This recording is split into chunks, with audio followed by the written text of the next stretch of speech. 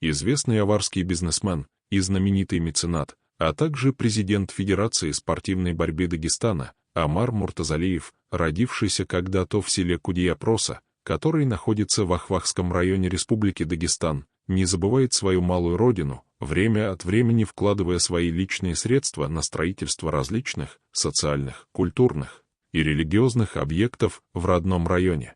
Наш брат Омар Магомедович для нас, для всех жителей селения Кудияпроса, строит такую прекрасную мечеть. Мы тоже очень благодарны.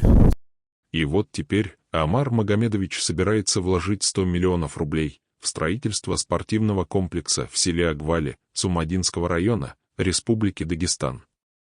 Спортивный зал, функционировавший в этом селе и построенный еще в 1988 году, сгорел в январе этого года.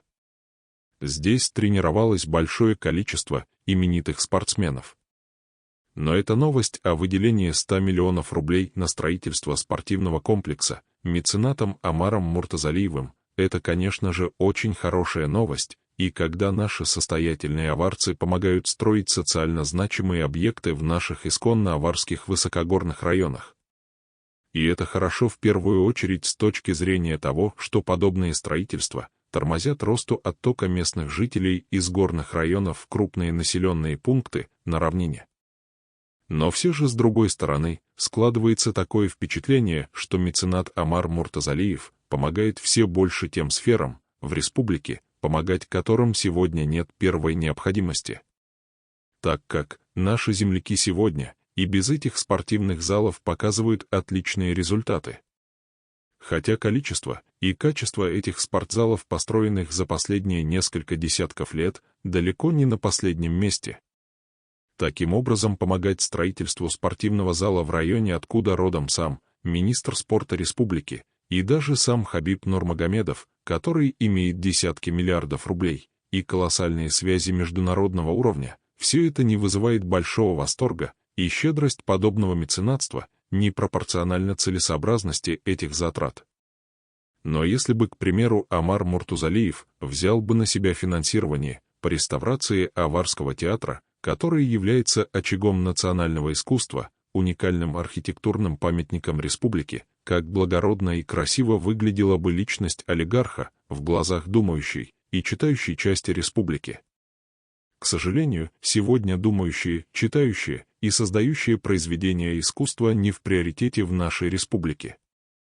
И как раз таки в результате этого перекоса и игнорирования культуры и науки и убивают сегодня людей на улицах, чинят еврейские погромы, и общественно-культурную, и морально-нравственную повестку формируют исламские экстремисты и радикалы разных мастей, но не деятели культуры и науки, которые сидят в своих обшарпанных, никому теперь не нужных учреждениях, и не могут позволить сделать в этих объектах даже элементарный косметический ремонт, так как отсутствует должное финансирование этих объектов со стороны государства. Если брать из дагестанских меценатов, которые более или менее оказывают финансовую помощь, никого кроме Сулеймана Керимова, похоже, и нет.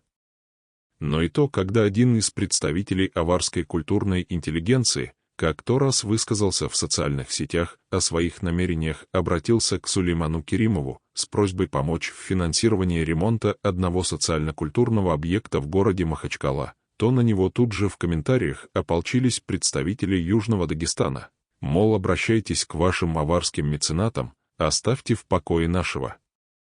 Напоследок хочется сказать бизнесмену Омару Муртазалиеву следующее.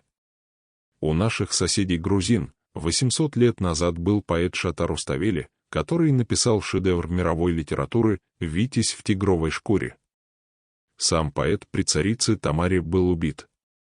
Поэму «Витязь в тигровой шкуре» сожгли в XIII веке, уже при другом правителе, но в том же XIII веке из памяти народа взяли и восстановили при царе Вахтанге. Весь мир читает по сей день это произведение, и этим произведением, ее культурой и письменностью Шатар Уставели обессмертил Грузию. В те времена тоже проводились соревнования по грузинской национальной борьбе Чидауба, тогда тоже были также именитые борцы, но они все превратились в пыль, и ушли со своей славой в землю и забыты уже через одно поколение. А Шатар Руставели и его Витязь в тигровой шкуре живы, и мы о них говорим. В октябре Аварский театр открывает свой 90-й театральный сезон. И мы уже должны начинать понимать, что культурная часть развития нашего молодого аварского поколения сегодня важна даже в большей степени, нежели в спортивной.